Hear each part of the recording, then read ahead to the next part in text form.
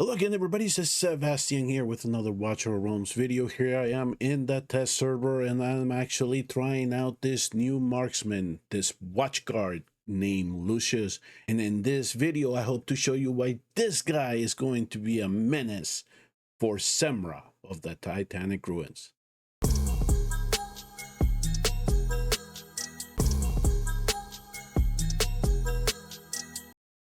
As soon as I get a glance of Lucius's kit, and we'll go over it here in a minute, right away, my thinking was that this guy was meant to deal with Semrah of the Titanic Ruins.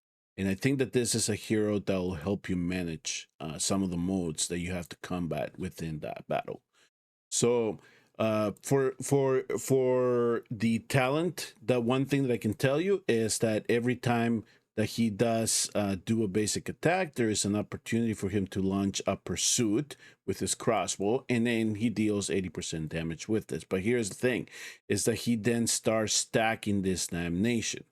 Once he reaches 5 of them, he then gets to this demonic embrace stand, or it triggers that particular passive, and you see that during the battle. It's like this just lava pit just surrounds him, and he enters into the mode, and he deals intense damage when he's in it. So you have to kind of manage this. Is it, if you want to use him for damage, then just let him go into his demonic embrace. But if you need the ultimate, then you go ahead and trigger it before his demonic embrace gets a chance to beat you, because once he enters his demonic embrace, you won't be able to use your ult, and it also resets everything.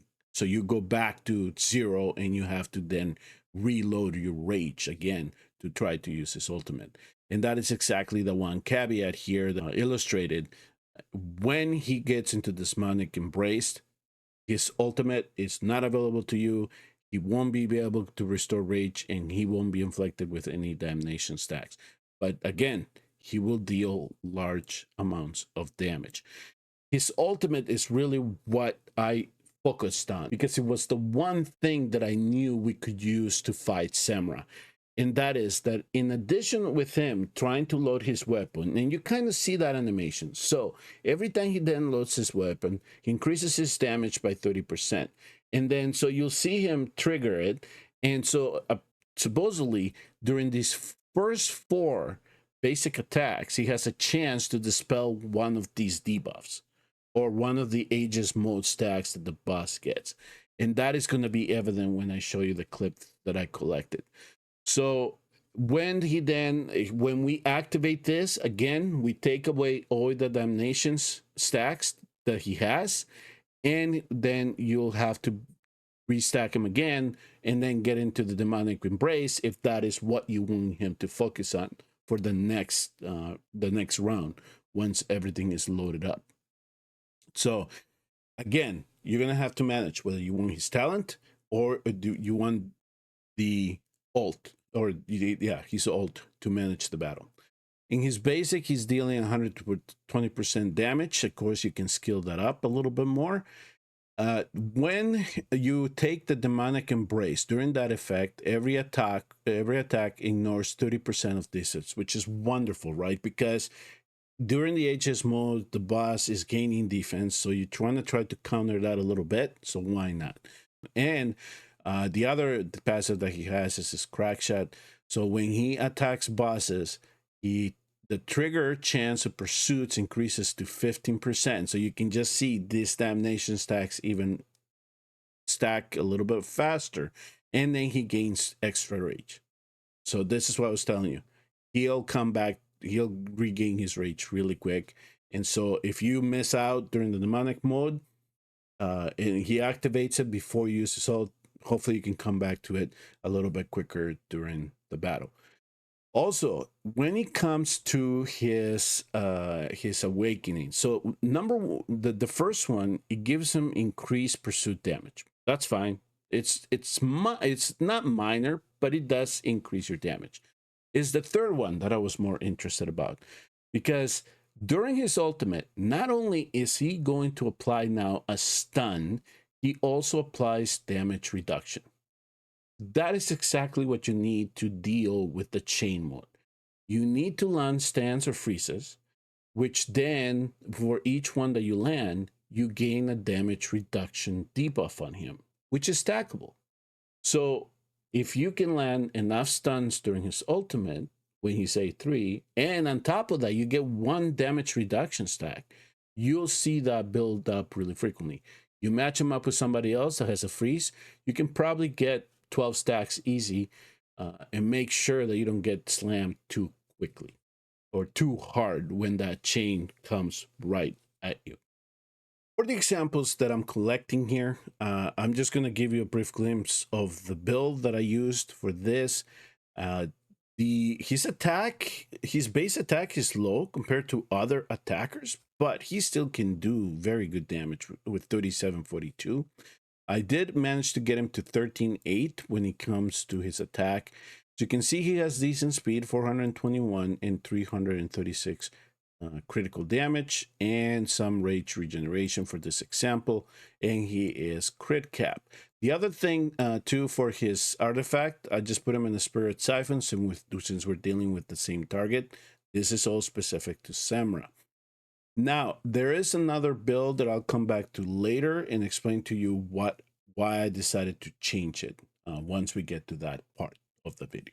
Okay, so I'm just going to let the clip run here. We're in the actually the start. So here what I'm hoping is I'm just trying to get him out of the chainsaw mode because I want to get to the shield mode, all right? Because I want him to start building the HS mode stack so I can test out his ultimate. So you're going to see here, I'm going to fast forward a little bit. So yeah, I got slammed with it, but I was able to get him out of it. Now he's in the weakened state. Let me fast forward a little bit because here is where we're going to do the actual test. So here we are in the second mode. Here's the shield mode. So now I have enough DPS, I guess, to try to move the meter, but I really wanted to see how he would stack this thing up. Now, here's the thing that I want you to know. It's right now he's in this demonic embrace, okay? So you can see here, his rage is stuck at 1%. So whatever ult I had now is used. So now everything resets. He cannot build rage. He's not building any damnation stacks. He's just hitting the boss, okay? All right, so he's out of it. He's now back into, I guess we call it his light mode instead of his demonic mode. And so he is rebuilding his rage. And you can see how quickly that sucker is building. So we're going to come back to it really quick. Now, as soon as it's ready, I'm going to activate it here for this example, because now when he's charging here and during those first four hits within that first buildup of this arrow, he's supposed to be dispelling a debuff. Now, you saw in this example here how quickly he managed to get all those 3 out. And just, we're back to 0. Now, he doesn't have as much. We can try to get that damage revved up and get him out of this mode as quickly as possible. So here, I'm waiting again to see if we can have enough time to build his ultimate, which we did.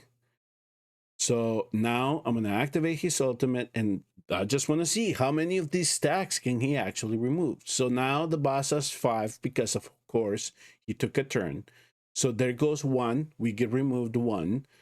We got another one. There's another one out of the way. So we got 2 on that one. 3. So it was actually really efficient as to how he was able to dispel that debuff. It's not like a machine gun, so you won't be able to get him out of the way. And of course, during the battle, as it stacks up, he will eventually get more stacks. So you want to get him out of that mode.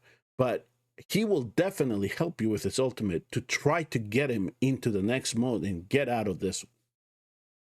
In this example, I now have an Awakened 3 Lucius that I'm bringing into for this example here. And so what is it that I want to test?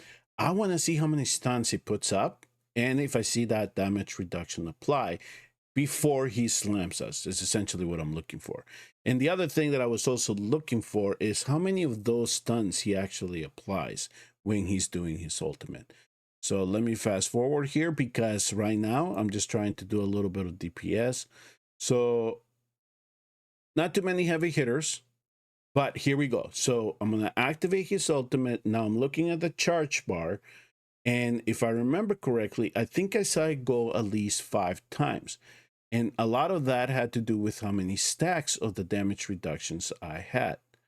So as you can see here, if I pause this right now, there is 5 damage reductions plus additional to the 1 that we get from his A3. So we have 6 of them. So he managed to get 5 stuns in, and he managed to get the 1 damage reduction one. So that's exactly what that example was there.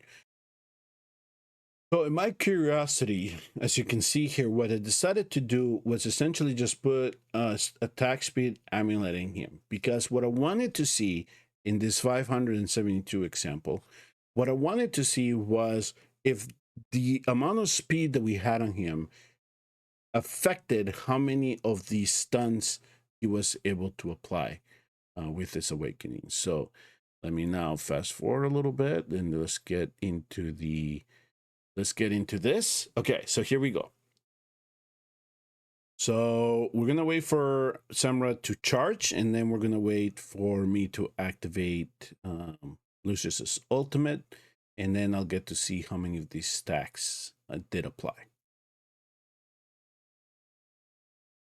Now, if you want him to get his damnations really stack up, you want to get into the demonic embrace, yes, speed will matter for that. But for this situation, I just wanted to see if the number of stuns that I could apply would change in that regard, how many stuns applied. Now here, I wasn't noticing the stacks, the stacks building up. And if you notice, was because he actually beat me to it. So before I could activate his ultimate, he went into his demonic embrace. So this is what I was saying. This is what I was saying. You have to kind of manage whether you're going to go for the talent or the ult. In this example, I placed him too early, so he was able to stack up the damnations, and he beat me to it. So now let me actually go to the example where we're going to get to actually get the chance to get that ultimate off. Okay, so now here I'm actually applying the ultimate. So I'm looking to see how many stacks can I build up. So I see the damage reduction one, so I know that he did it. And now I'm looking to see how many stacks we get. We go into 4 and 5. And can we push 6? Not quite. But at least we were able to land enough of these damage reductions that, you know, we were able to stomach that hit, and it didn't hit us that hard. So in summation, for this little part about his third awakening is he will be relatively handy for that. You can bring him in, and as long as he doesn't beat you to the demonic embrace, you can use it, and you can knock down that bar while he's charging. So for this last part here, I'm just going to do a simpler Apocalypse 1 run. The composition is not truly optimized because I am bringing other watchers into this, like Laya. Typically I would not bring Laya into the battle, primarily because all she really offers is just a rage boost, but I'd rather have another DPS into this if at all possible. But she is the only lord currently available to the Watchguard faction. And there is another one that is coming down the pipe, but right now this is what we're going to use. And I'm also going to bring Constant in, because the more watchers we have, the greater boost the faction gets. So that's why I chose these 3 primarily, on top of the 2 other healers that I'm bringing into the battles.